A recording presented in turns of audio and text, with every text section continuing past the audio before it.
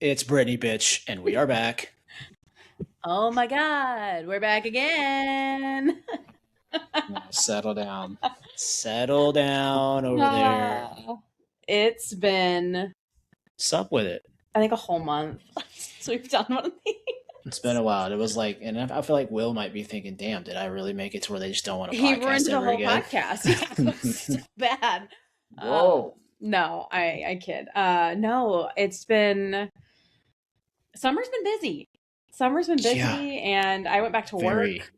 And I mean, I feel like I've mentioned it, but just to like get it out of my system, like going back to work fucking sucks after maternity leave. But and like this sounds like it sounds shitty because I'm not trying to like complain about getting promoted, but I got promoted, so I came back to work to a new position, and like the world, it's like everything's on fire, basically.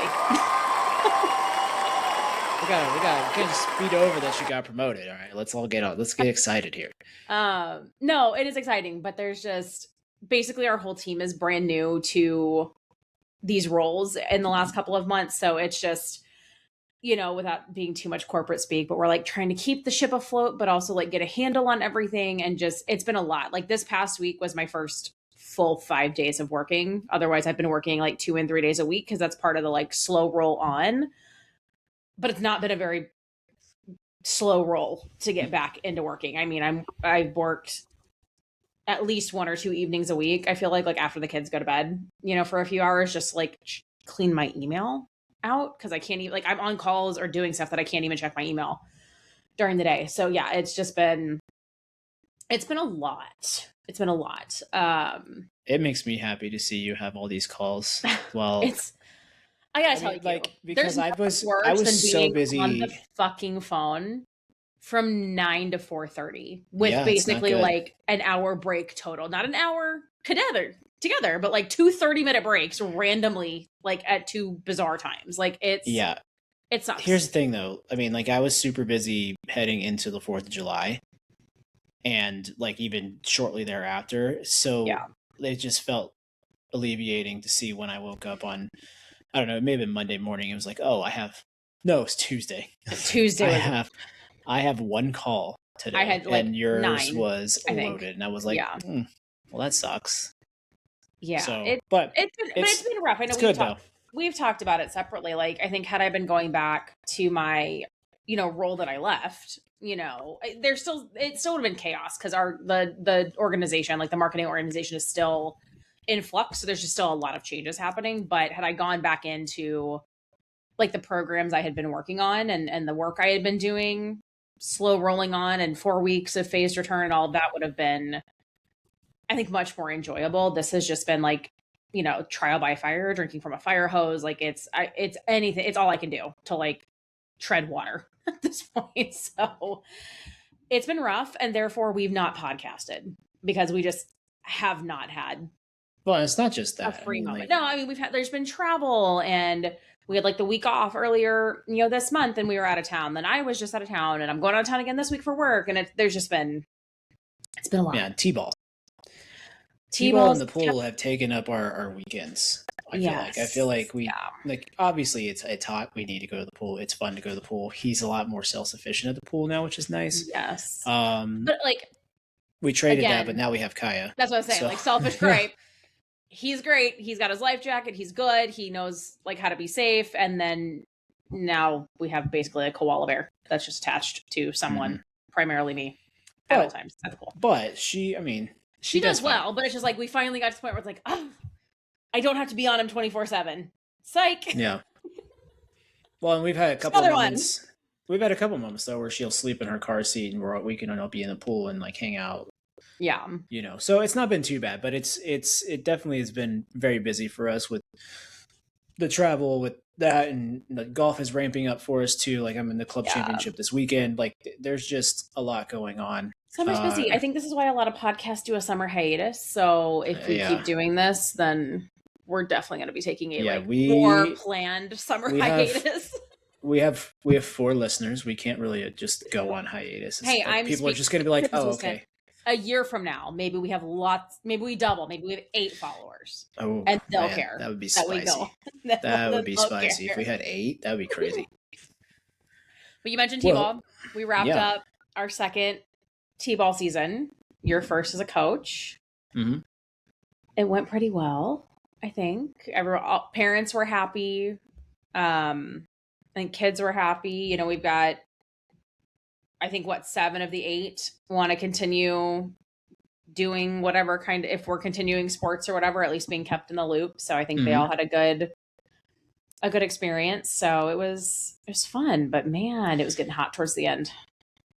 So they just had a good experience. I demand that you say why. No. I demand that you say why. Come on. No, why don't you just toot your own horn? No, I shouldn't have to. No, I think you should. I think you should. You did anyway. Have to. Look, as much as the kids enjoyed it, I enjoyed it. I love coaching, even if it's a bunch of 4-year-olds who are going to have mini meltdowns and or not listen or whatever it may be at various times, which they're for. Like, it's going to happen. I think, we talked about this maybe during his first season, like he was having a good time, but it was more so because like I was out there and he was making friends with the kids versus how the actual T-ball was going. Yeah. And I was honestly surprised that he wanted to play again, but when I told him I would be his coach, he was like, yeah, I'm in. Yeah. And I just think, for parents out there that are thinking of coaching and or have coached, like the best way for any age is to make sure you're figuring out a way to engage the kids. And also in this age group, because parents have to be helping volunteer, like engage the parents. Like, I mean, we have examples of people that were night and day as far as like their... Well, yeah. So, I mean, I think just to like, without going into like too much detail, Quentin and then 3 other kids from his spring team like stayed together. And then we added 2 from school. So 2 school friends came in and we ended up with 2 kind of free agents that were on the team. And, I mean, definitely mix of personalities and all of that, but we definitely had one, family that was night and day from the spring to summer. But I mean, to your point, right? It's just getting involved, getting to actually know the kids and what makes them tick and what makes the parents tick. Like, do they want to be involved? Do they not? Is that helpful? Is it not? Like, I mean, I think it was... Well, and you just all the parents from even the first round, like I think were much more engaged the second 6 weeks. And I mean, like even practice, right? Like every practice I had, they're 4, so you're only going to get their attention span around the actual how-tos of T-ball for of the 45 minutes, 20. No, they were pretty good for 20, but like a lot of it is like repetition. So like, but what you could see was like I was teaching them, the 4 steps of fielding in my mind, or 3 steps, I guess. No, it's 4. It's 4 technically. So you've got get your glove down, get in ready position, get your glove down, chomp, throw, all that stuff, and like to see the kids processing that in practice, and then the very first game we're all like thinking through doing that, and like they weren't perfect at it to start with, but by the end everybody knew exactly how to do that. Even with the first base touch stuff, like we worked on that. But you get them for 20 minutes in practice. That was the max, because you've got all these water breaks they have to have. Well, and it's been hot. Like it's not like it's a nice 7, 8 degrees. But like you've got to you've got to break it up and give them like time to not be focused on stuff, because otherwise they won't. And then every practice I did something like fun for them at the end that they know how to do. Like we did red light, green light. We did a water balloon fight at the end. Like we did a bunch of stuff. So it's just, again, engagement, right? And then, and I mean, we even had a coach. Did a great job on like snacks all season. And I know we did like little, like you and I like did little gift bags for them, like, cause the team was Ninja Turtles. So just like small, but like little Ninja Turtle bag with like some stickers and straws, like for the end of the season. Cause it's like, we're not quite at the age of like end of season party, or like, I feel like we used to a lot, like go to like a dinner, like at like a pizza place or whatever. And like, we did nicer than CC's, but sure. We went to CC's. I didn't give a damn. Nick's that shit is good. I'll go to CC's in Illinois is where we used to go. Chuck E. Cheese is another one. But I just feel like we're not quite at that age yet for that. But no, it was a good season, and I think, one of the kids' moms, she had texted me the other day. Oh, I think last week after the game, I was just like, hey, thank you guys so much for like managing and coaching and like keeping everybody like on, you know, on the ball and all that. And she goes, it like far exceeded, you know, my expectation. It was her son's like first go at any sort of organized sport. And so that was nice too. Like just to see that the effort was at least. What did I tell you happened earlier this week? Come on. Can tell the story. No, I need you to tell it. I'm not. It makes me look like such a douche if I tell it. Well, you are a douche, so go ahead. I'm not trying to be a douche. That's fine. But I did have. Just toot your own horn. All right, toot toot. I wish there was a toot toot thing, but I don't think there's a toot toot. Toot toot. I'll see if I can find one. No, I'm just gonna do it Major Payne style. We're good. I randomly this week we were talking about this because we're wanting to do flag football in the fall, and a lot of our kids asked what we were doing in the fall, and it's great to have them all want to participate again. Mm-hmm. And we've got a couple, I think, from his school, and then randomly the team we played in the last game, he wasn't the head coach, but he was helping before the game. His name is CJ. He found my number just because he saw how we operated, because like I would have them try to race me off the field so that they had something fun to do to get off the field so we can get in the dugout quicker and hit quicker. It was really a way for us to get done quicker. But he reached out and it was like, you know, super nice of like, hey, love the way you operated. It's very hard to find those kinds of things for kids this age. I have twins. Are you guys playing fall ball? And I told him no, but we're playing flag football. If you're interested, let me know. And like, it's just, that made me feel like at least, you know, it was all worth it for us as a unit between you and I, with your managing the calendar and all that stuff. And then again, making it fun for the kids to the point where like other people notice. Yeah. Is all it's for. Yeah. So no, it was fun. Flag football should be interesting. I'm excited. Like 4-year-old flag football. I don't. We're running halfback dive all day. Yeah. All day. Halfback dive. Well, on that note, welcome back to Mixed Media. I'm Amber Batiste.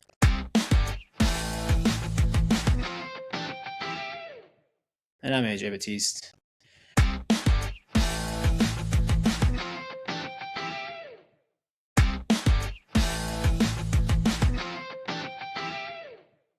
We've got a pretty good episode for you today.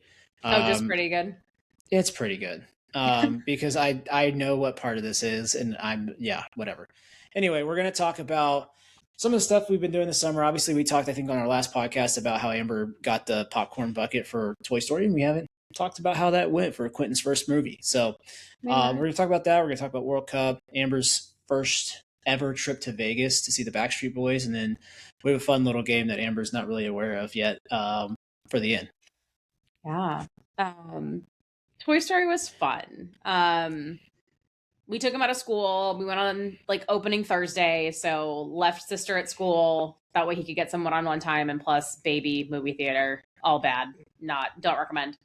And it was great. I mean, he was decked out in all his Buzz gear, brought his popcorn bucket, was so excited, and honestly did super well for being the I don't think he like moved. He got up a couple of times. Like he moved, to sit with you, and then he ended up sitting with me towards the end. But like all in all, he was 100% engaged.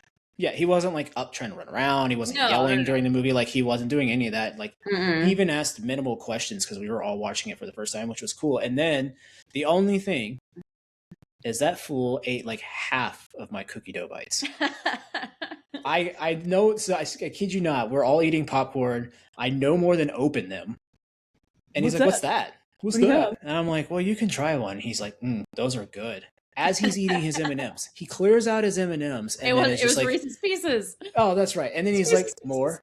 I was like a little like way back when he was more. I was like, bro, these are my favorite part of the movie. He loved it. I mean, if you haven't seen it, go see it. But there's tons of Buzz Lightyears, which, you know, we couldn't have asked for anything better than that. And yeah, I mean, 10 out of 10. The movie was great. I mean, the storyline was pretty good. I thought it closed the loop. I thought it was much better than 5 or 4. I thought it was much better than 4.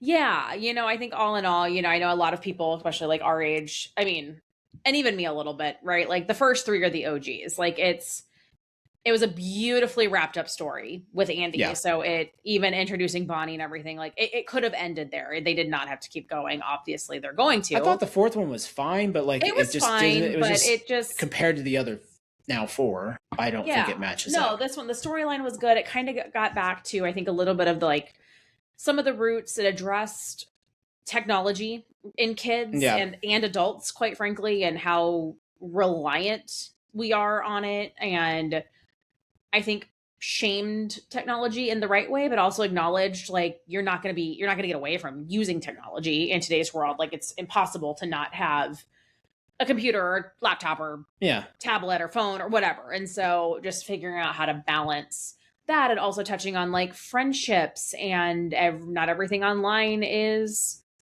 good for you or safe or, you know, those sorts of things, but obviously all very much with the lens of like for young children. Not, you know, it's a heavy topic, you know, but it was done in a really light, you know, child friendly way.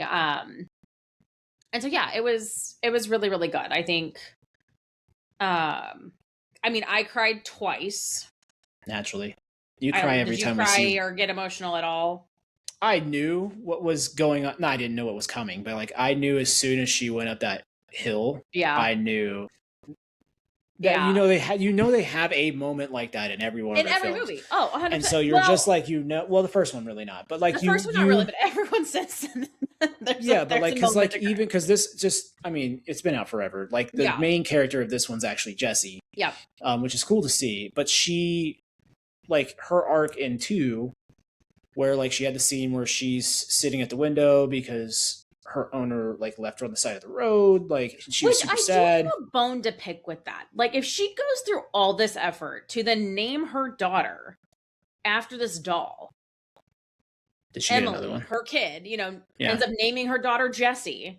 Did she? Why are you giving this doll away? She didn't. Yes, she put it in a donation box. Well, yeah, but she didn't. It's not like she was Andy, where like he ended up giving it away. But I'm saying, like, you just were like, I'm done with this. But like, I don't know. I was like, that's the one thing I'm like, if this meant so much to you, why did you not keep that, box it up, put it in an attic, but she kept everything, like all the other stuff from her. Some of it, so, but that was the one like weird thing where I'm like, that's fine. But it's so important you name your kid after this toy you had as a child, but you didn't keep the toy to pass on to your child. Like that just was a little off for me. But that whole scene where they dig it up and there's the pictures and Jessie like kind of gets her moment of like, oh, Emily didn't forget about me. No, I know my kids aren't forgetting about me. They just are going to grow old. Yeah. That's kind of and it's like not on that part. Like the part that made me audibly do anything, which was laugh, was when all the buzzes turned into drones. That cracked me up. And I immediately knew when we were leaving the theater what Quentin was going to ask for. I knew for a fact he'd be like, "Can I have a new buzz? Can I have a drone buzz?" No, Amber. He's got 65 buzzes in this house. I know, but I finally got. I keep checking, and I got the pre-order of the one that does do the drone thing. So it doesn't come till August, but it's. Oh my gosh. It's happening. No, but the other little part that kind of made me tear up was right at the beginning, when Bonnie is outside playing and Jessie tries to get the twins across the street to engage, and then goes back inside and is like, why doesn't anybody want to be my friend? Which just like as a parent, you're just like, you don't ever want to. You don't want that for your kid, right? Like, and that's the whole. Sucks. That's what turned them to getting that thing anyway. Well, yeah, and again, innocently they're like, okay, this is the thing. Everyone has these. Let's try this. And then, you know, again, if you haven't seen it, spoiler alert, but, you know, then they go down the rabbit hole of like the friends she ends up making, you know, quote unquote, on she goes to a sleepover and stuff, or on the sleepover, are like not good friends, not good people, like not who you want to surround yourself with. And so again, it's her parents thought they were helping and kind of made it worse. I'm like, that sucks too. Yeah. But it ends up working out, right? Like I think the way that they pair the two of those girls that end up being actual friends, because they're both in that same boat of like, I still like to play, but everybody else thinks it's not cool, and like you're very impressionable at that age, right? So like you don't want to get made fun of. And they spent when she spent the night, that scene pissed me off when she spent the night, and we saw that kind of in the previews, but they're all just sitting there on their iPads and not actually engaging. And Jessie, the way Jessie put it was really good. So again, if you haven't seen it yet. Sorry, we're spoiling everything. I don't really care. It's on you. If you haven't seen it. It's been out for a while. It's almost to Disney Plus at this point. Like it's on you if you haven't seen it. So, but we can move on. I thought it was a great time though. I thought it was a great time, and then we went back with all his friends, and that was chaos. But that's for another day. Talk about overstimulating. Yes. Yeah. No, it was super cool. A mom from school had done one of the like private, theater rentals. So, basically just invited a bunch of kids from class to like come have a low stakes experience. Like that was a lot of kids' first time going to the theater when we saw it a second time. And yeah, they did pretty good, but they're in there with all their friends. So everyone's a little bit harder. more amped up, a little bit more excited. It's not just a bunch of random people. And they had all had candy by this point. Turned a little chaotic in the last 20 or 30 minutes. And I think that's the most overstimulated I've been in a long time that was rough. The drive home, because we took Kaya because we knew we were with people like that we knew, and I ended up like outside the theater for probably half an hour, like in the hallway trying to get her to go to sleep and all of that. But like, so you have that, so she didn't sleep well, and then you have all the kids, like Quentin was not, a couple others were not, but most of the other kids were like running around screaming towards the end of the movie, and just, I mean, louder than a theater. Like, I mean, louder than the movie was in the theater was how loud they were screaming. Then we get in the car and Quentin's asking a bunch of questions and trying to talk. And then Kaya's also screaming bloody murder. And I'm like... And he was trying to talk louder than her. He was trying to talk louder because she was screaming. And I'm like... Yeah, that was rough. My brain has hit maximum capacity. That was absolutely rough. It's like, oh my gosh. And that was on top of us basically like going to T-ball, coming home to get everything ready to go back out. I think we were home for an hour, like between T-ball and going to the movie. Yeah, it was just a long day. But I was like, oh my gosh, never again. Never again. No, I wouldn't say never again, but like that. Not on the same day we already have T-ball and have been outside and sweaty and hot and a mess, and kids didn't get good naps. So it was, but no, it was a great movie. Highly recommend. Go see it. Yeah.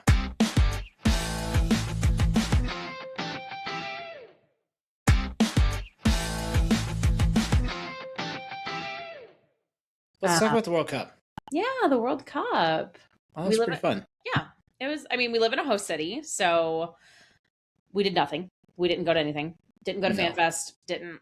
And not that I didn't think about it, but it was too damn hot, and it's downtown, and it's, just real people-y. So too many people. It looked cool. Our neighbor does some stuff with, some of the stadiums in the area, and so we heard a lot about, some of the things that were going on, and, I think Casey showed up and showed out, and heard lots of positive feedback, like on social media and everything about the city and, our city's love for soccer, football, and all that.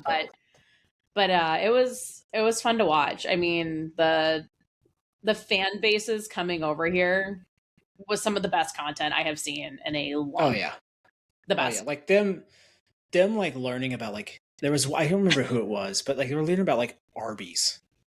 And like we're thinking like, horrible like we're all like, Arby's? Are you serious? They're like, Arby's. I can't remember what the nationality was, but like what the country was. It was like, but it was I was like amazed by how like invested they were in Arby's.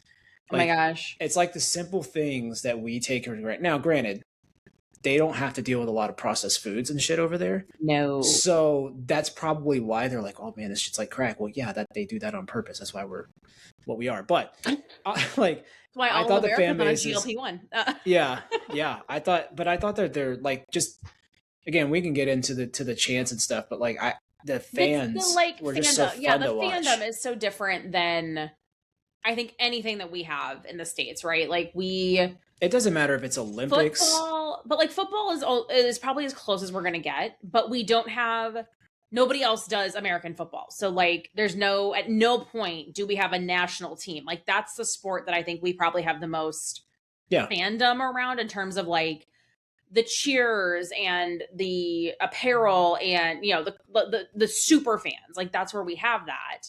And no other country does. And so we don't ever get the opportunity to really do anything on the international scale for American football, where football is life for all of these other countries. And like this is what they do all the time. This is their sport. They have multiple times where they have their individual teams and their countries come together for all of the different championships all of the time, and it's a lot bigger. So it's just fun to see how invested.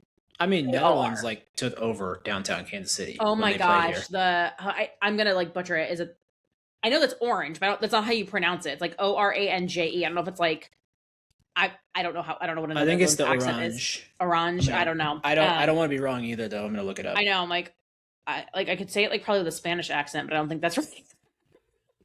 But either way, I was actually flying back from New York the night before they were doing their big march in downtown KC in Power and Light, and my flight was probably like 70% Netherlands fans. So the flight was fun. Like they were just a vibe. Sorry, it's Oranje. Oranje. But tons of them on my flight coming from New York to KC to do the walk and go to the game. And the flight was epic. Just being on the flight with and I'm just like a bystander. I'm like sitting in the plane, like not actually engaging, but just listening to them all talk to each other and can tell they're super excited. And just like the energy was super cool. But yeah, watching, I don't think I've seen that many people, even when we've had, Super Bowl championships, the amount of people that were in the crowd. I mean, it was blocks, miles of Netherlands fans all the way downtown KC. It was so cool. It was super cool. I can't be in the crowd of that many people at one time. I don't think I can do it, especially in the heat. Definitely, I would need to be like. I would experience it, but I would rather experience it like in their country. I want to go to the Netherlands anyway, but like that's one of those where it's like watching it is so cool, but I can see why people want to not be around it. But watching it is super cool though, and my favorite was part of it was like all these fans were getting to go to like American sports activities, and there happened to be some Norwegian fans that were in the area of which Victor Hovland, who was no Poke, but was Norwegian, and he won. So he won in a playoff, and they had he's some a PGA Tour golfer for those of you who don't know. Sorry, golf tournament. But like they got to do the Norwegian row for him winning, which was hilarious. Like, and first of all, that is probably the best post game celebration, the coolest thing that I've ever seen. Because like, I mean, like outside of maybe the haka for New Zealand, the haka's pretty cool. Like that thing gets me hyped all the time. That's kind of used for everything. That's like it's more of their pregame one like religious, is but like nasty though. But they use it for like they do it at weddings, they do it at graduations. Like it's not just specific to sports. Where I think this is specific to like the Norwegian team, which is super fun. It's a lot of fun, and then for them to be able to do it with Victor is hilarious. Like knowing who he is, right? Like it makes it even funnier. My other favorite was the Scottish fans that took over Boston. Mostly I have a coworker who lives like in Boston still, like in the city, and she goes, we didn't want them to leave. Like they were such a vibe. They drank the city out of Sam Adams, which is where it's produced, crazy. Which is insane. Yeah, produced in Boston. That is insane. And they drink them out of it in like a week. No, they weren't even there long. I don't even think it was that long, but just having a great time. And then I don't know what prompted it, but they started stealing traffic cones and putting them on statues around the city, because there's just like an abundance of historical statues all over Boston. Like putting them on as hats. Putting them on like people like heads or whatever. And like my favorite was watching them trying to get on the Paul Revere statue. So if you've not been to Boston, this thing is on probably a 10-foot like I don't know, a stand, like a marble base, and then it's a ginormous bronze horse with Paul Revere on top of said horse. The thing's probably 30 feet tall. Like it's huge. And they're literally like hoisting, like, those like human ladders that you've that people like build really fast. Like they're literally like launching people up to get onto the statue to put a traffic cone on Paul Revere's head. Like, well, they were putting him on like streetlights too. And I remember, I don't know if it might've been Brazil, but like there were some Brazil fans like literally trying to like do the same thing, like help them build this like human ladder. So people were getting in on it with the Scottish fans, but that was so funny. So funny. And then I think going back to Norway, I don't remember which airport it was, but I don't know if they were leaving or trying to leave, but they were at baggage claim. And which I'm like, okay, I didn't see a single Norwegian fan get arrested for this, by the way, but it's frowned upon to ride on the luggage carousels. They're on it, sitting, doing the row on the luggage carousel.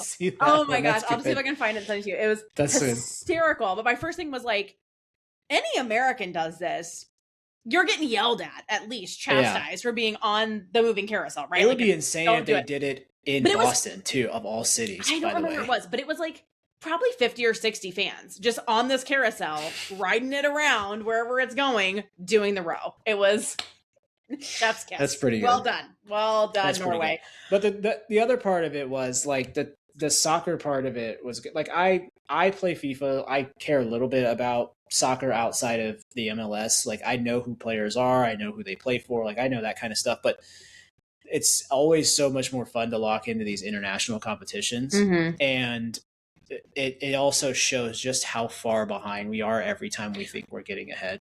Like every year it's like, oh man, this is America's best team. And then we just get dog walked by like the C tier of the elite teams in Europe. Like Belgium is really good. Don't get me wrong, but they had a 40-year-old running around kicking our ass. Like it's tough. I'm excited about this team. I'm more excited about this team than I've been in a while. I don't want to have to say this, but like, I think we need to do it without Pulisic. Like he is such a pansy. Like I cannot stand how often he pulls himself out of games. I can't do it. It drives me nuts. Like, dude, this is a World Cup. It's not like you're playing in the MLS. You're not playing some meaningless mid-season game. Like, bro, like this is like win or go home, and you like sub out just because you feel a minor tweak. Like, and I get it. You want to be healthy, but like our women's team was talking about, I think Sydney LaRue was like, I played on a broken toe. Ankle. Yeah.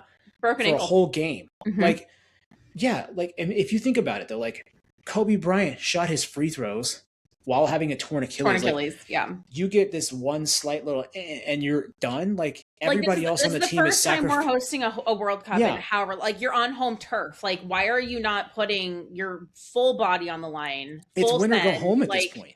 It's winner. It's not like it's a group play thing. It was in the Belgium round of 16. And it's not like before that he's supposed to be our best player, and he didn't show up but like once at the beginning of the series, at the beginning of it, when it was against a team we should be beating anyway. So it's like I'm excited about the young guys we have on this team, but that just drove me nuts. But again, it also goes to show like our women's team is so much better than our men's team. Well, I think that's the thing that kept irritating me after we lost. First of all, we played like absolute shit in that game. Like we could not have had a worse game. Like it. I don't know. That might have been one of the worst goaltending mistakes I've ever seen. By the way. My gosh! Like what the fuck? What were we doing? But from the jump, we looked slow. We didn't look committed. Like it was a rough watch. But then listening to Alexi Lalas, who I don't think I've ever wanted to reach through a TV and like slap somebody more in my life than that commentator. And Chris Collins, where it drives me nuts. But oh my gosh, Zlatan feels the same way. I do know Zlatan. I want to watch. I want Zlatan to learn American. Also, I want Zlatan to, but still feels the same. But I want him to learn American football so he can do that kind of shit, like halftime shows. Put him with Tony Romo. I don't know. Put him on the inside the NBA with Shaq and all them. You know how funny that shit would be? You know how funny that shit would be? Oh my gosh, that would be so funny. Alexi kept saying at the end of this game, like, and this was like the talking point that he like kept doubling down on was like, they've just done so much, and they've done so much for the brand of American soccer, and you know they've just it's just this is really positive and blah blah blah blah blah. Like I don't remember even the exact wording anymore. It's been obviously a week or so since it's wrapped, but he was just like oh no, they've won the hearts and minds of Americans. And I'm like, no, they haven't. What? We just got our ass kicked. It's the same place they've been all the time. Winning hearts and minds. And Carly Lloyd, I think, said it best, and she did not mince her words at all. She's like, this should be classified as a disappointment. Like the women's floor, round of 16, like is the men's ceiling, I believe is how she put it. Basically saying, the men's best finish is the women's worst finish. We've obviously won multiple World Cups. It's not been around as long from the women's side. So even with that being said, we are still very dominant in the grand scheme of how long it's been around. But it's true. It's like, I feel like every time the World Cup comes around, there's all these excuses for why the men don't perform, why we're not doing better, why we can't make it past the round of 32, and yada, yada, yada. And the women who have been fighting their ass off to get funded, to get paid, to get recognition, all of the things, who are performing, who are doing the job, who are representing America on the highest stage and doing it very well, don't get like they would never get the same talking points of, oh, they won hearts and minds, they got eliminated too early, but they won hearts and minds. No, bad. No, and then all bad. and then to top it all off, like I'm thankful we lost to Belgium, because as we saw with the final, like Spain is Spain's excellent. Good. Their defense is incredible, and the thing that American soccer has not done ever is been connected like a European team. Like the European teams, even the South American teams, like they are, when they move as a formation, they are moving into the spots that they're supposed to go. So when if you look at like passing percentages between us and them, like Belgium kicked our ass because they were using the space appropriately. We've never been good at that, and it's been something that we haven't fixed in any World Cup, right? And which is why we get eliminated when we get to these teams. But thank God we lost to Belgium, because we were going to have to play Spain. And Spain is the most well-connected team I've watched. And like they were a lot of fun to watch. They ran through a gauntlet. It's not like they went through the United States. Like they went through Belgium after us, or Belgium in the round of 8. They went through France in the semifinals. And they went through Argentina. And then went through Argentina. Like those are the top tier teams, and like we stood no chance. But that final was fun to watch. It was, I mean, obviously it was a low scoring game, but like just watching how both of those teams were kind of final, right? Like, you don't want to blow out. Like, no, but you want extra time. Like, what else can you ask for? I will say, like, my one gripe is like one of two things. Like, I'm a PK person. Like, same with hockey. The extra time, like, fuck that. Just give me PKs. It's so much more exciting. It's so much more like winner take all. And then obviously I think with extra time not having the golden goal for the World Cup, like, it's just like, okay, so we're stuck here for 30 more minutes. Regardless. So even if somebody scores, we still have to play this out. So like from an excitement level, that's the only thing I'm like, I wish we either had golden goal, so they're a little bit like higher stakes, or go straight to PKs. Because again, I love a good PK. It's so fun. It's so exciting. It just, I mean, you're on pins and needles trying to figure out what's going to happen. And it's like, you know, I wish there was more of that instead of. I have always said this. This is never, ever going to happen. I would love to see the goalies have to start on their own end line, sprint to the middle, and be the first to the ball and the first one to get it into the other one's goal. It's just goalies, just goalie on goalie from their end line, just like, so Rocket League is like that. You kind of like come from the back of from cars, kind of like dodgeball, like first to get there. And that would be hilarious to me. So funny. So one more thing on World Cup though, before we move on, is why are we so fucking bad at chants? I mean, I don't want to answer that on here. We're just we lack seasoning. We lack creativity. People like listening, especially English fans. I feel like that's where I heard a lot on social media. Like they're ruthless. Like they are cussing. They are. But it's funny because we have fans like the Philadelphia football fans are like that. It's a lot of fans, but it's like, but we got pockets of it, but we don't care about soccer. But we can't put it in song form. It's like these people are like going after so-and-so's mom or their sister or their dad. And making a song out of it. And making a song. And it's ruthless. It's ruthless. And we're just like, woohoo, we love us. We're going to win. I believe that we can win. No, I don't believe that. So I don't believe that we can win. Can we stop? We can't even prove that we can win. So I sure as hell don't believe that we can win. Yeah. Maybe in 4 more years. Yeah, we'll win hearts and minds. Yeah, by getting blasted in the round of 8 instead. We're not making it to the round of 8. No, we're not. In my very early prediction. But no, World Cup was fun. Right.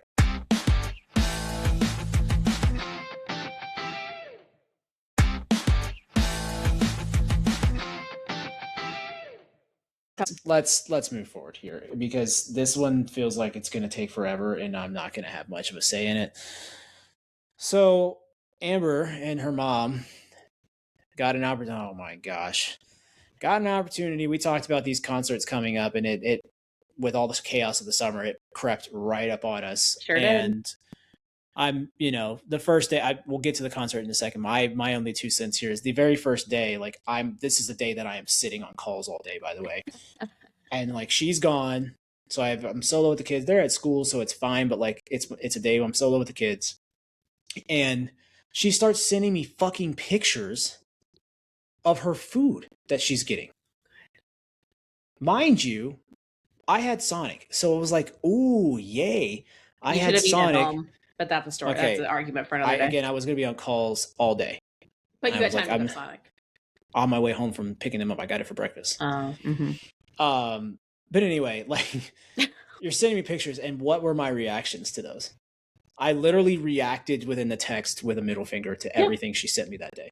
I was like, you gotta be shitting me right now. Here's the thing. She goes, no. You go, best burger I've ever had. And I was like, fuck you. I just ate cold tater tots because I was sitting on a call. Here's the thing. AJ was invited on this trip. He was invited to go on this trip. I understand his reasoning why, in the age of our children, especially having a 6-month-old. I understand it. But for him to get so angry about me sharing information, you were invited. You were invited to come. I'm not angry about the information. So I'm angry about in which the manner you sent me nice pictures of bomb-looking food. I was trying to share the experience with you because you didn't come. That's not a shared experience. That's dick.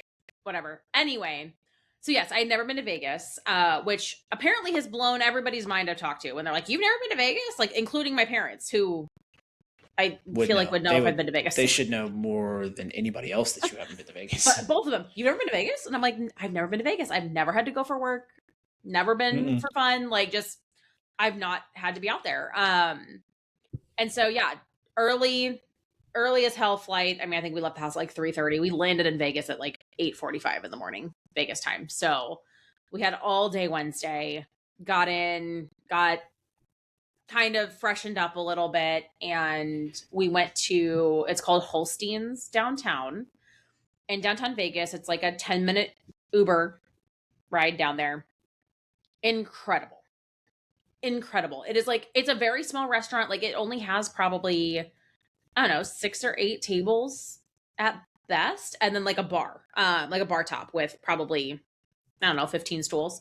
So it's not very big, but I think Black Tap is a little bit more mainstream. Like, people might know that one better, but it's like, they do a variety of burgers, and then they're known for like the gourmet shakes, and you can do them alcoholic or non-alcoholic, but hands down might be the best burger I've ever had.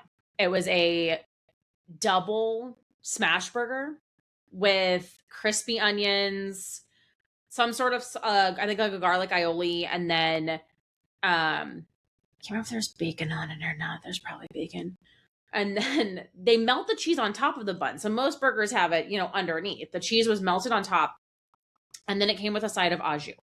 And so you dip the burger in the au jus, and holy shit, literally like the most incredible burger. The flavor, everything, top to bottom, A+.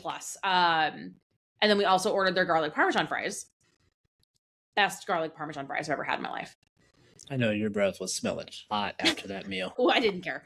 But very quickly we learned how big the portion sizes are in Vegas. We should have split a burger. We chose not to because we just both wanted 2 different things. And we both left with half a burger and a whole bunch of fries. And we finally get back to the hotel, get checked into our room, and we have no fucking fridge. Like, it's a mini fridge, but it's stocked full of the fucking mini bar that has weights in it. So you move one thing or shift shit around, you're getting charged for it. So we had to throw this food away, which was just catastrophic because it was so good. We wanted to eat it the next day for lunch. We also didn't have a microwave because apparently Vegas is against, I don't know, microwaves. I have no idea. But anyway, we went to the Backstreet Boys terminal. So we stayed at the Venetian.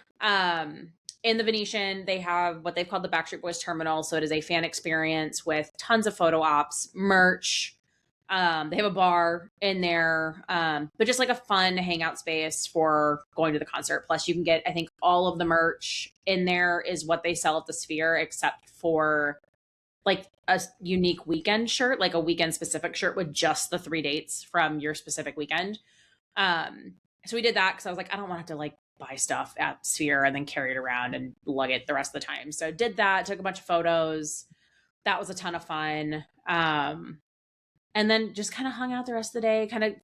I mean, my first experience in Vegas, like, it's humongous. Like, we could have gone the whole time and not left the resort we were at. Like, the amount of food and shopping and things to do, like, just in the Venetian was, like, mildly overwhelming. Like, I think we walked 10 miles, like, both Wednesday and Thursday, but Wednesday was just trying to figure out how not to get lost.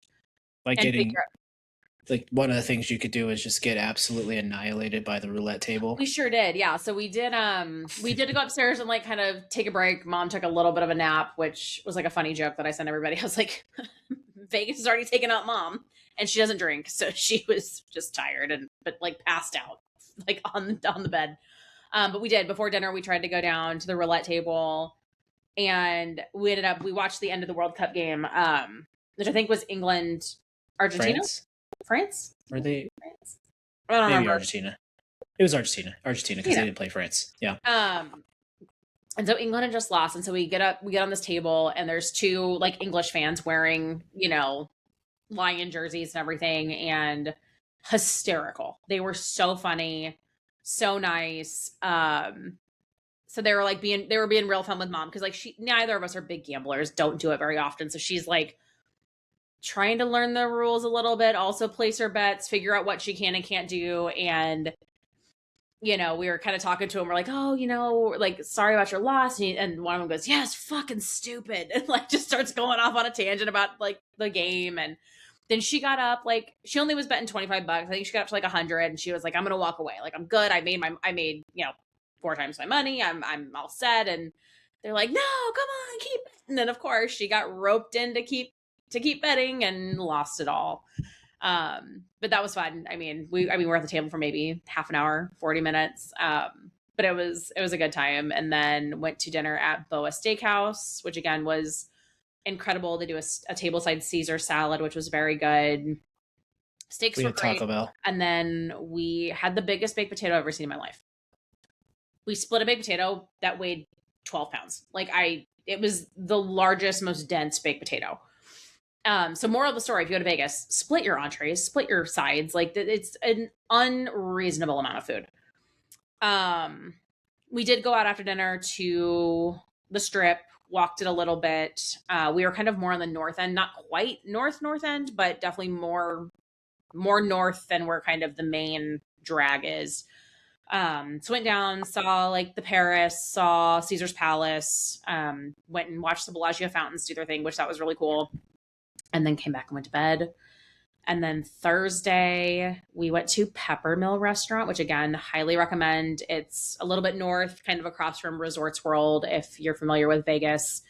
It's a super retro diner, but they have seats, like, it's filled to the brim. Like, they have mastered the seating in this place. Like, there are tables, like, in every nook and cranny. But phenomenal. It's been in the backdrop of several, I think, like, several 80s Vegas, like, kind of mob-ish kind of movies. But really fun. Super great food. Again, way too much food. And then I'm trying to remember what else did we do on Thursday. You went to the concert. Oh, we did Buddy V's for dinner that night. Also very good. He's from New York. Great Italian. Highly recommend that. But then, concert was incredible. 10 out of 10. Possibly say the other part. Possibly going back. No, you are at this point. You are, and confident we're going back at the end of August with our neighbor. I'm going back with my neighbor across the street because she's a diehard Backstreet Boys fan. So it did not take much convincing for me to try to go back a second time. But the Sphere is incredible. Such a unique venue, super cool. And the Venetian has a walkway that's connected, so you could avoid the 110-degree heat that was outside. And so, I mean, it was every bit of what I had kind of seen on social media. It met the hype. Our seats were fantastic. We got could see the stage, could see the guys, but then got the full experience of all the graphics. It's a full experience. It's the seats vibrate. It's lots of things moving around.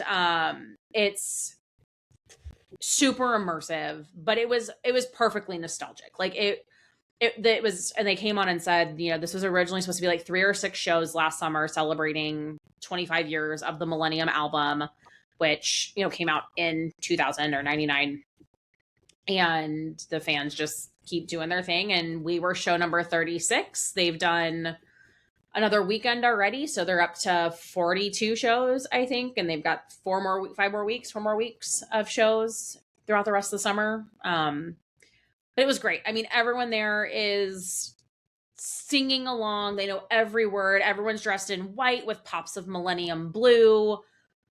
It was so much fun. I mean, it's so cool. And it's got to be so cool for them to, they stopped singing at several points just to let the fans have a moment. And like 20,000 people are screaming lyrics back at these guys. Like, it's just, I know it felt cool to me. So I'm sure it's so cool, like, that your music is still doing things 25 years later. Like, I mean, the band is my age. Like, they are 33 years old. They were started in 93. So they've been around a minute.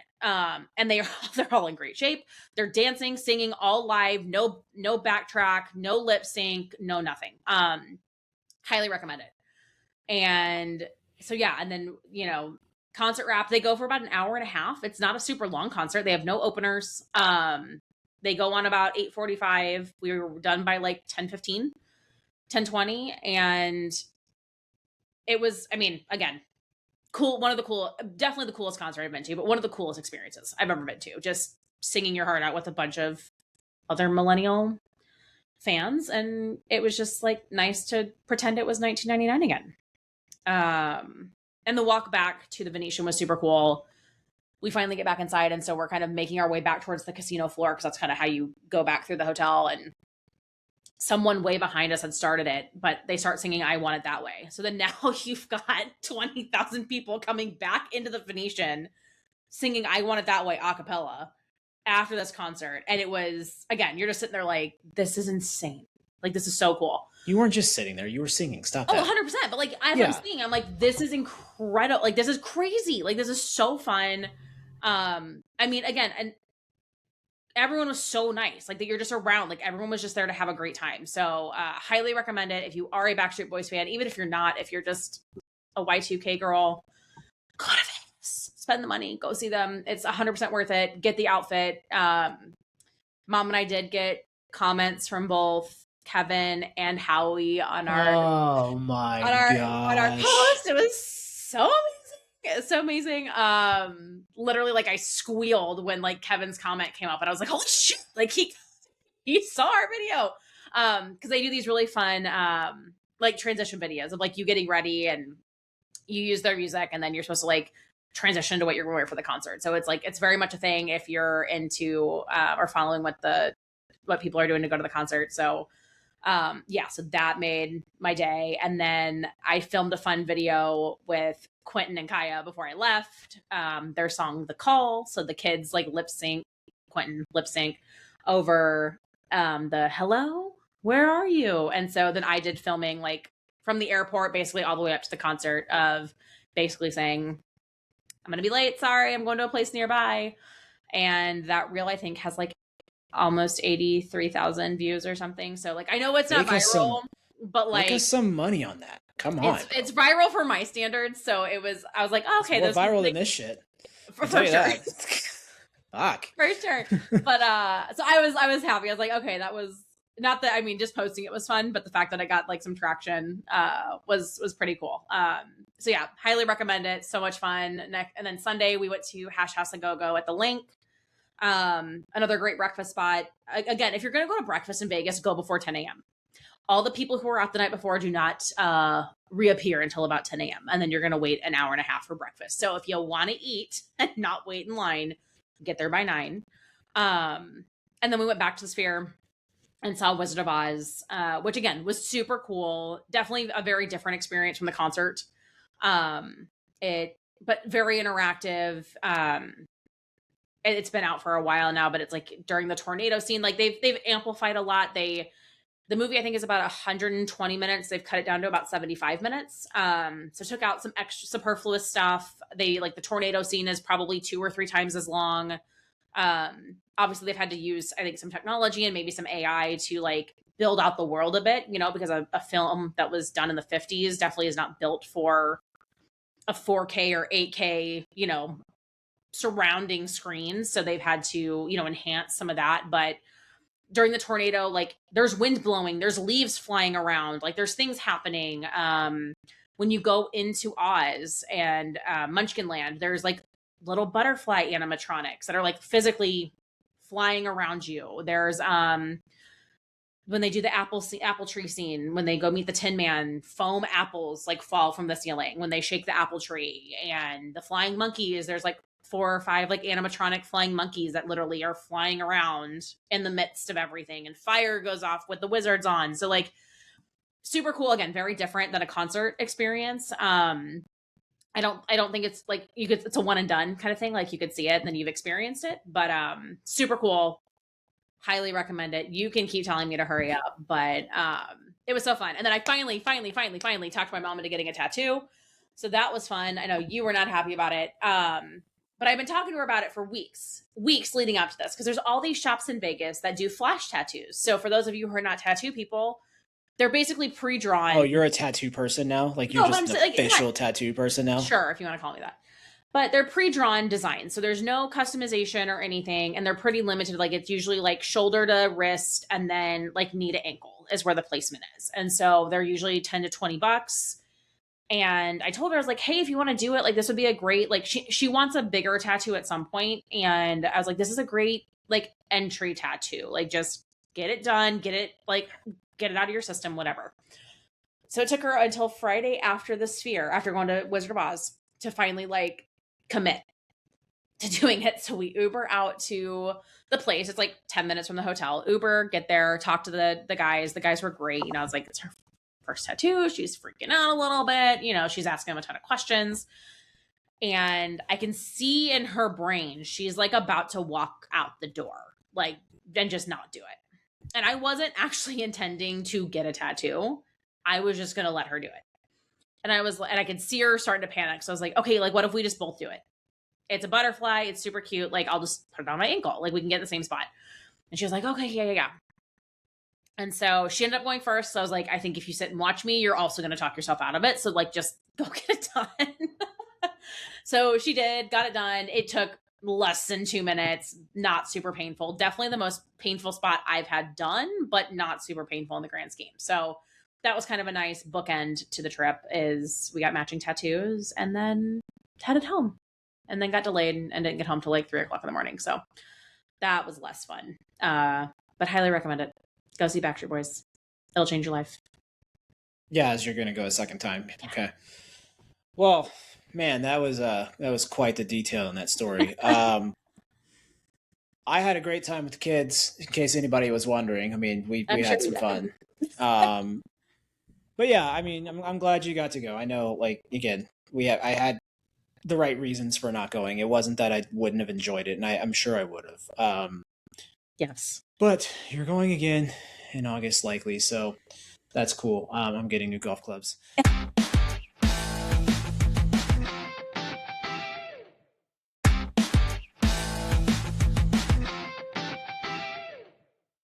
We're going to move forward here.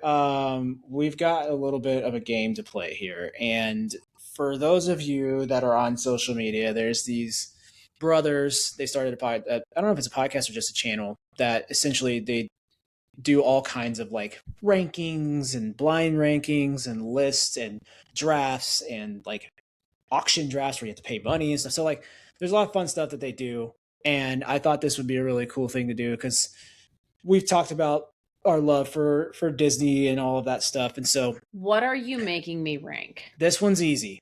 It's easy. So we're going to do, I'm not making you rank like Disney World things. I'm not doing that to you right now. I don't think your brain can handle that right now. I don't know. It may not be that easy to you. We're going to do a blind ranking of Pixar movies. Okay. And so you've got several tiers here. Okay. And this is similar to kind of like the car classes, right? So S plus, super plus, we got S, A, B, C, D, F, and buns or ass, whatever you want to call it. Okay. So calling a Pixar movie buns is real tough to do. It can It's be a small list, but some of them are buns, and there's one on here that I know I know is buns. So, all right. So I'm just going to randomize. Help me help you. I'm going to randomize the order in which I say these to you. And again, yep. Your blind ranking. Your goal is only here. Your only goal here is to make a perfect list. Are there any? Am I allowed to ask a question? Yeah, go ahead. So, like, Toy Story, is it? I'm sure it's on the list, but is it like? Are you putting like specific Toy Stories, or are you keeping it to like the single movie? You're not going to tell me. Cool.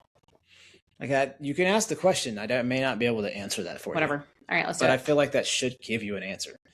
All right, so I'm going to give you the first one here. We're going to start with Incredibles.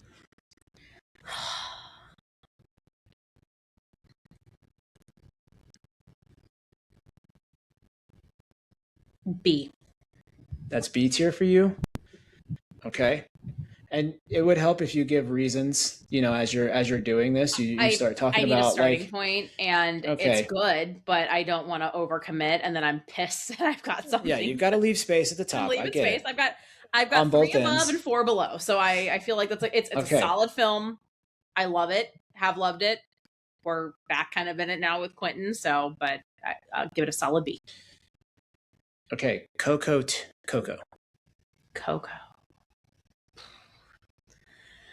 I fucking love Coco. Coco's so good. That movie, man. That movie's so damn good. It's take. I don't need Quentin to watch it. No, it is a. I don't need him to watch it. I will watch that film. Shit. Matter of fact, I might turn it on when we get in bed. It is a perfect. It's so good. So good. Oh my gosh. I think I'm gonna go S. Okay. All right. Your next one is going to be Inside Out. I love it. Mm-hmm. I love it. It's a newer Pixar movie, so I'm a little less good. Like it's good. Like I feel like I have less nostalgia, attached to it. It's good. I love it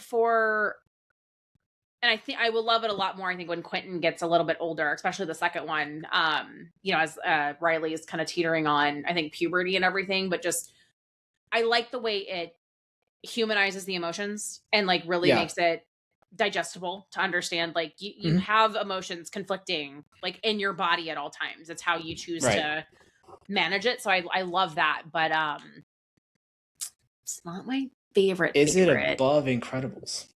I don't think so.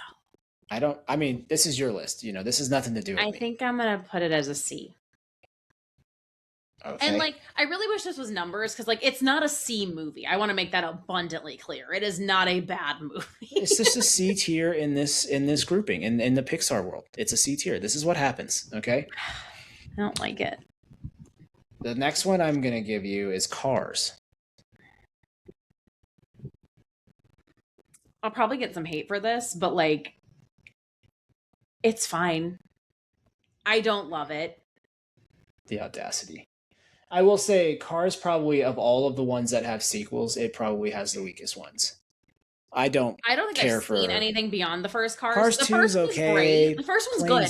Terrible. It's quotable, but it's also forgettable. For me, there are better Pixar movies, so I'm gonna give it an F. Oh my gosh! And I'm sure I'm gonna get hate for putting Cars from our 6 fans. F, but yeah. Okay. So the next one I'm going to give you is Finding Nemo.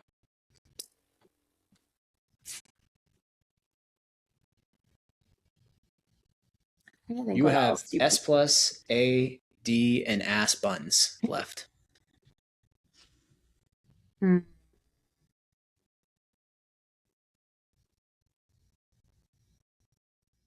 Finding Nemo's an A. It's good. You are in trouble. Am I in trouble? You might be. But I'm going to make this next, hopefully, this next one easy for you. Turning Red. Oh, it's so cute. It's ass. That movie sucks. Not. Oh, that movie sucks. I'm going to put it as buns for the purposes of this list. It's not. You're not a female, so it's not your thing, but it's a Y2K movie. It's literally just all set over the place. It's literally all set over the place. in Y2K. I get. Don't get me wrong. I'm not knocking the premise of the movie by any means. It's I'm great, and really there's a little not. boy band. Oh my gosh, and Jordan Fisher's in it. It's chef's kiss. Incredible vocals. Oh but my gosh. As far again as the movies you've already given me, it's got to go buns. I'm sorry. That's good. That's where it needs to be. I put it there for a reason. Okay. You could also have put the one where the kid turns into a fish. Rio? I don't think that's Pixar. I think it's Luca. Luca. Oh yeah, maybe. It was cute. I think Rio's Pixar. I think it's DreamWorks. Okay, maybe. You might be right. But Luca, again, cute, but just not my favorite. Monsters, Inc. Oh no, what else do you have on this? It's gotta be a Toy Story movie. But which one? If you're a dick, you're gonna put 3 on there. So you're a dick. Who knows? Oh, but Monsters Inc. is also so good. Yeah, I mean, you're fucked. Here's the thing. I wasn't going to put Toy Story 4 on here. So, that... Yeah, I mean, in a perfect world, I'd bump Inside Out and Incredibles down. And Monsters Inc. would be like... I'm okay with... I'm actually, honestly Nemo okay too. with... I would put Monsters Inc. as like an A. If I could move myself. But I can't. I think really the only one that you would need to move is Inside Out. Because, you could argue for... Depending on who you are, you could argue for Nemo. You could argue for Incredibles. Sure. All 3 of those movies They're are all excellent. Good. Excellent. So where are you going to put Monsters Inc? Do they have to go in D? I think they have to go in D. Damn, it's Toy Story 2, by the way. Oh. I mean, that's okay being the S+ movie. To me, that movie is excellent. Honestly, it's one of the best sequels. I think, period. Like animated or not, I think it's one of the best sequels that's ever been done. I think 2 is the better movie than 3, but I think 3 has more of an emotional value.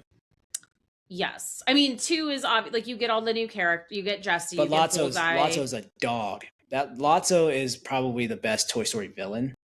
He's really a true villain. I mean, you really if you think about it, right? Toy Story, the first one, it's Sid, he's the villain. Then you kind of move a little bit. It's kind of Al. It's kind of the prospector. It's it's the prospector. Though. It's mostly it's Al and the prospector.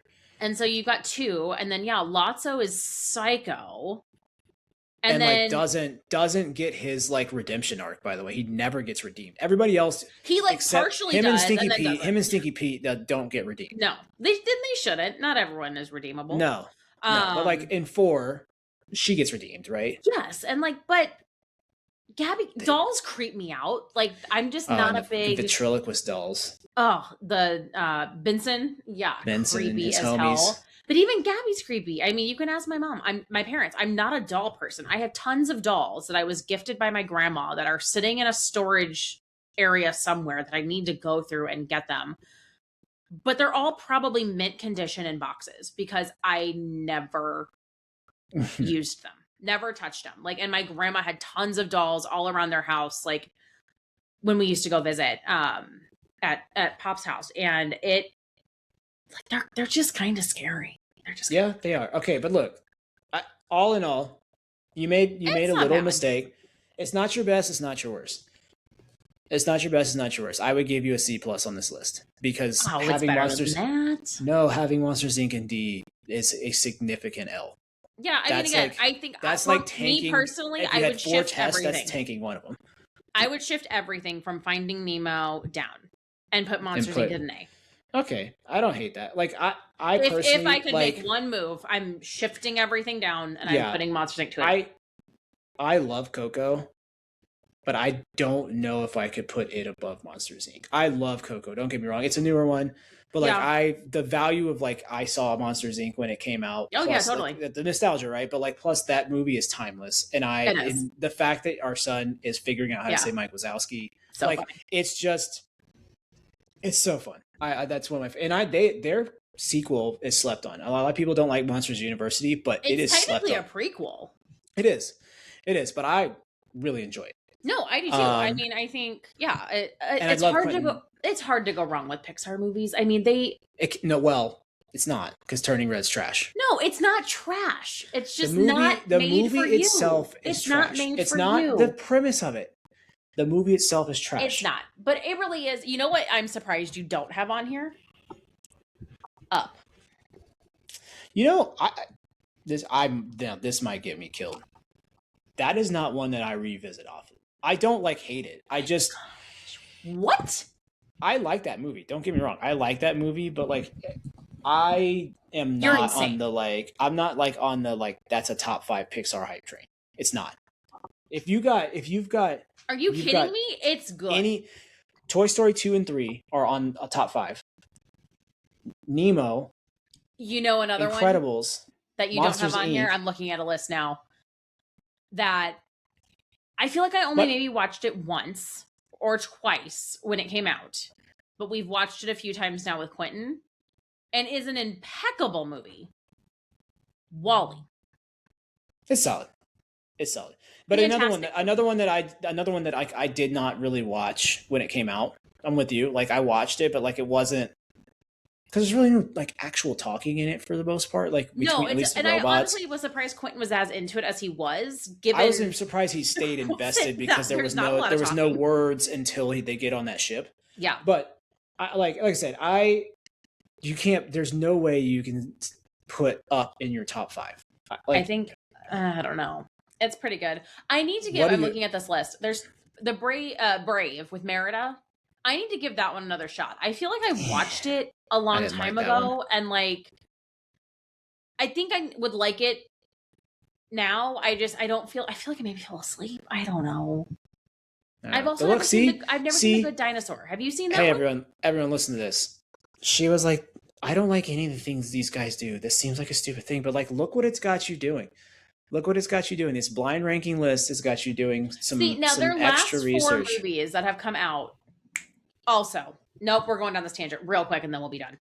Their last few movies from 2020. So onward, they went on a stretch that were not. Soul though, no, don't disrespect Soul. Soul was okay. No, Soul was good. It was okay. Again, it wasn't made for you. It's fine. It was okay. I didn't say it was bad. I love Soul. Luca, Turning Red, Lightyear is slept on. I feel like people that film hate that movie. Got so much hate. People hate that movie. The only thing, and we've talked about this before, I think just personally, I don't like is that they changed the storyline with Zurg being his dad, with the time travel crap. Yeah, take that out of it. Silly. It's an incredible film. Well, because you get that moment, you get the moment where he reveals himself, and it's all you had to do was make it his dad. Yeah, it did not need to be. But it's it's future basically fucking Buzz. I love the inception of it all, right? It's yeah. So we saw Toy Story, which has the action figure. Lightyear is the movie based on a real space ranger that the doll inspired the doll. So it's like us watching Toy Story and buying a Buzz Lightyear doll. People in Toy Story world, Andy, saw Lightyear and bought Buzz Lightyear. That's the premise. Yeah. And it's incredible. They work all his catchphrases and all it's very good. I have the one gripe is the Zurg thing, because they set that up in the 90s of Zurg being his dad. And that's all they had Star to do. Wars thing. Especially because it's made by Pixar. It's not Pixar. It's not like it was no. It's not like it's like Spider-Man where it was oh, these are Sony, these are different Spider-Man. It's all same brand. Just why would we change Elemental is also very good. I don't think you've seen that one. No, I might have saw that on a plane. It's one's pretty good. Elio, I could not make it through. I fell asleep. Cannot give you anything. Hoppers, TBD. We haven't I think seen that's yet. the only one I've not seen. And then we haven't seen that one yet. We were gonna watch it one of the nights, but it was too late.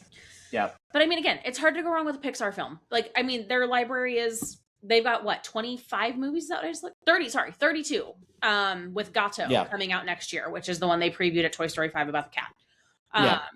But they do it right. They very well done. One of the best animation studios out there. So I'm mostly happy with my list. Like I said, one change, and I would feel really, really good. It's a pretty significant change, though. We got like you can say you're happy with it, but like had I look just at your started list with Inside Out at D, I would have put Incredibles and Finding Nemo in the exact same, like in the same spots right above that. Like that's all it would have been. It's just I just started with Inside Out too high. Yeah, you put them up too high. It is what it is. Like that's part of these lists, and you. But I don't feel bad with Cars as an F. I don't feel bad. That's fine, and that's okay. Like again, that one's one of those things, and like, I love that first one. I'm a big Owen Wilson fan anyway. Like I love the first one. Yeah. And I remember like watching it with Tyson, with my little brother when it came out. Like that's why. But like, yeah, I'm like, again, we talked about it, their sequels suck. So I'm okay with that there. It's the Monsters Inc. that I have a problem with. It's one of my favorites too. Yeah, it's low. It's low. I will concede that it is low, but well done. This is your first list. We can do these kinds of things at the end of the podcast. You can do the next one. Like this is a fun thing to do. Like I feel like we also need to go watch Hoppers and then give a review of Hoppers because we can do that. Keep saying we need to watch it and we don't. So we can do that. Whatever. All right. Well, let's wrap this thing up. That does it for today's episode of Mixed Media. You can follow us on Instagram and TikTok at the Mixed Media Pod. Subscribe on YouTube and wherever you get your podcasts. And if you have any ideas for the show, leave them in the comments. We'll see you next time. Peace. Maybe in a month, maybe in 2 weeks. Who knows? Who knows? But we'll be back. Who knows? We're a mystery. Wait, before we leave. Thank you, everybody. Thank you. Much appreciated. Thank you.